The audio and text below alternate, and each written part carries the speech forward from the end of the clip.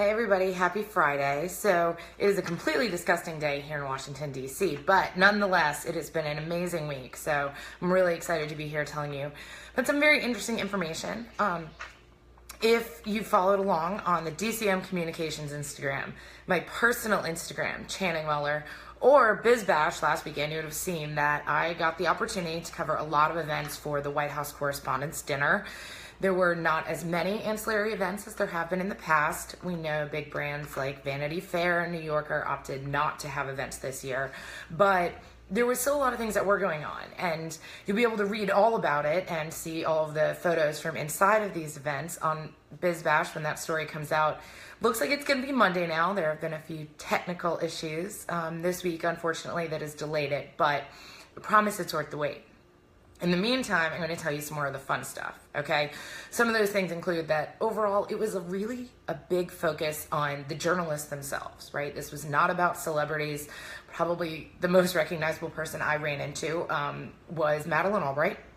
Carl Bernstein was also there too, and that was kind of cool. Yes, my journalism degree did have me geeking out a little bit over that, which I thought was pretty amazing. But it was really about the journalists, which is the whole point of this to begin with, right? So the White House Correspondents Association is the one that actually hosts the dinner.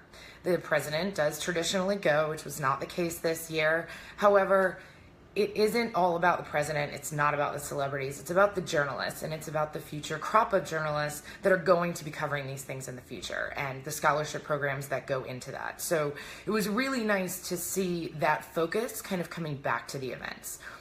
Across the board, also, no matter where you read anywhere, all of the events scaled back, right? Either changing our venues, cutting down on their invite lists. Again, you didn't need to have Kim Kardashian there. I'm really unclear as to why her or any of her sisters ever attended to begin with. But nonetheless, it was more about the focus on those journalists. Productions also scaled back a bit, but I'm still completely amazed and blown away by the lighting that Atmosphere Lighting here in DC did in the Organization of American States for the MSNBC after party.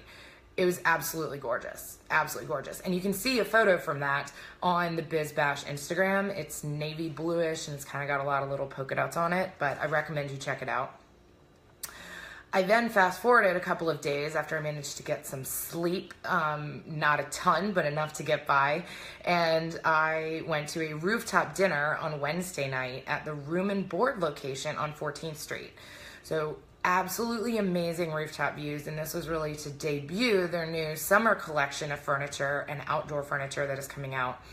It was really amazing. And the food was catered by Design Cuisine, who does an delicious job every single time, whether it's presentation or it's the food itself. They always knock it out of the park. I also got to meet some really amazing journalists in the area, as well as bloggers and interior designers. It was really funny because at the beginning of that dinner, we probably talked about puppies and the weather and our lives more than we did the actual furniture, which is why we were there. But I do want to give a big shout out and thank you to BrandLink for inviting me. Got a lot of coverage all over Instagram, and there is hopefully going to be some more that's coming out next week in a new story. Stay tuned. I will post that link when it's published on the DCM Facebook page. I'm also really jazzed about the fact that I have been invited to speak at 2 different events specifically about marketing topics.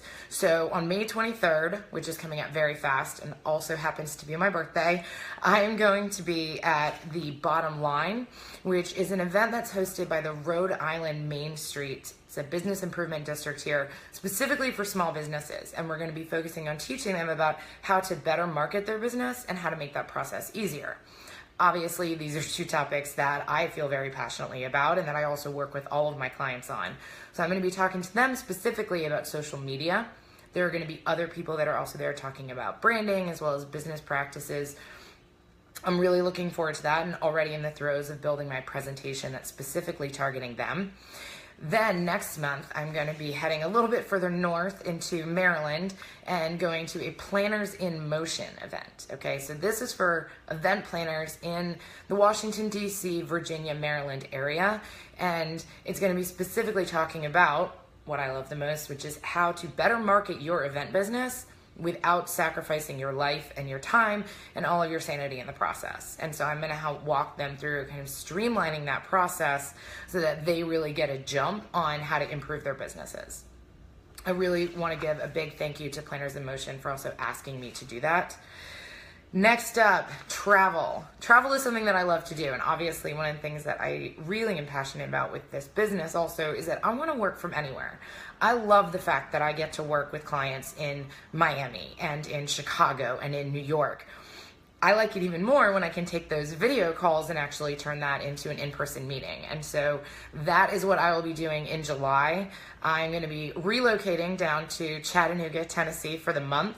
And then I'm going to be taking a week to go to Miami and meet with some of my wonderful clients that are there as well as partners. So if you're one of my fabulous Miami friends that I have not seen in way too long since I moved to DC, please reach out. I would really love to reconnect and kind of hear more about what y'all are doing in the events market that I am not necessarily reading about or following along on Facebook. So I hope to see all of you there.